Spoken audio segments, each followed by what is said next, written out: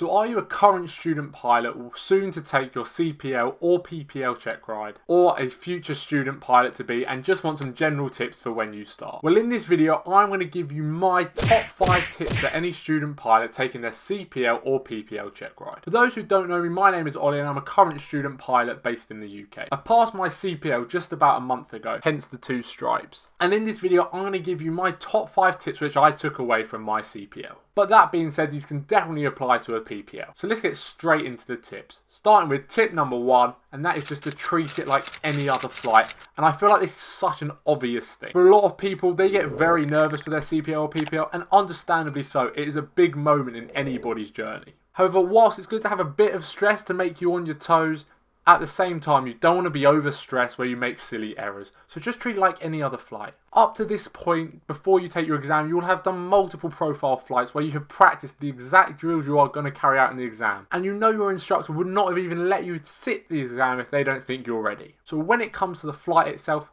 don't panic and just remain calm. Do what you know you can and treat it like any other flight and you will do just fine. Moving on to tip number 2, and I feel like this is quite an obvious tip.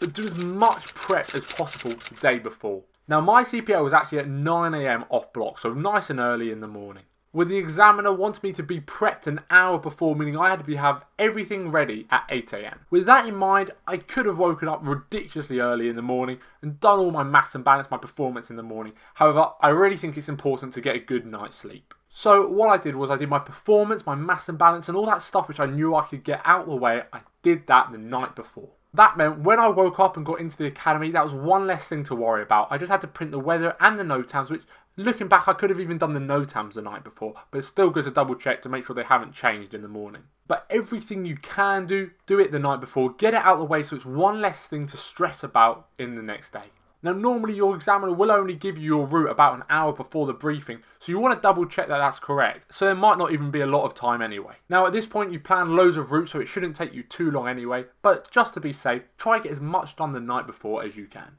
Now tip number 3, and this is such an important tip, it really is, and that's if you mess up during the check ride itself, keep going. For example, if you start with the navigation and it goes really well, so you go to your circuit destination, you do your circuits and they crumble. They were awful, you messed up on the go around, your landings weren't smooth and you just know the circuits were a nightmare. Well, next up you've got to do your general handling. Now if you only fail one of the sections, that's completely fine because you can actually redo just that one section. However, if you mess up on 2 sections or more, that counts as a whole fail and you'll have to resit the whole exam again. Meaning if you only mess up on one section, you are more than good to just do that section again the next day. So if you do fail or you think you failed on something like the circuits, then just keep going and you can redo that the next day, but just make sure you don't fail your next parts because you were upset about the parts you've done bad at before. And more importantly, even if you think they went awful, the examiner might not have. So even for your standards, if your standards up here but the examiners are only down here and you're in the middle,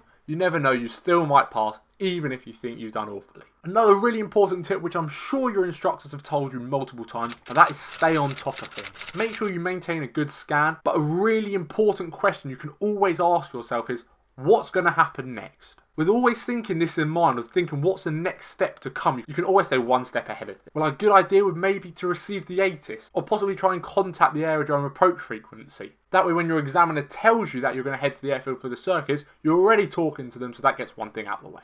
But all in all, just make sure you stay one step ahead of everything. The last thing you want is to not be on top of things and then everything come piling in as you're trying to do a rush while still trying to fly the aircraft. Now just before we finish off with this last tip, I know this has only been a short video, but if you did find it useful, please remember to like and subscribe. I really do appreciate it. But for this last tip, all I would say is talk to people about their past experiences. Everyone has a different view and everyone has messed up on separate things. So by talking to a wide range of people, you're going to hear a lot of different stories and you'll definitely know what to expect. The last thing you want is to go into your exam with no clue what's going to happen. Now of course you'll have a good idea, but maybe you know someone who's also previously flown with this examiner. Maybe ask them what they like.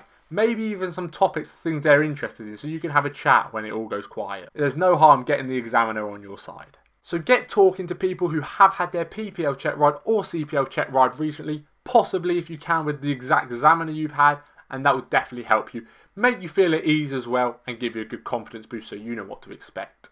And if you did find this video useful, you're definitely going to want to check out this video so you can see the top 5 apps for student pilots. Thanks for watching.